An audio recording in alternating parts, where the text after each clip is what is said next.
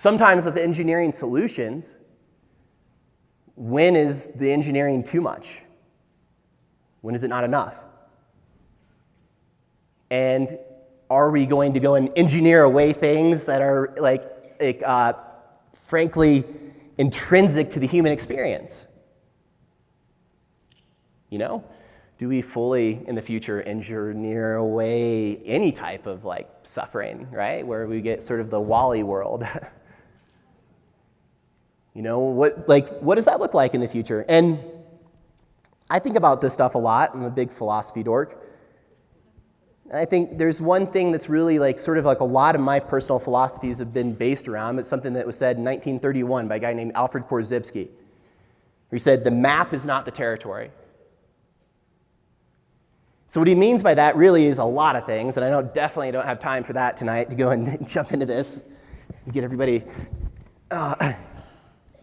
home at a decent hour here. But what he means by that is, if territory is whatever reality is, we all walk around with our own maps explaining what that is. And there's 7 billion of us walking around with our own map explaining what the reality is, right? The problem is, and all I got to go and do is you can turn on the news for 30 seconds and you can go and see that every one of us believes that our reality is the right one. And very few of us are willing to go and admit the fact that the map is our map, the maps are not the territory. They're just maps. Now, some maps are more useful than other maps. If we go and take a map of Flagstaff 50 years ago, it's going to look way different than a map today.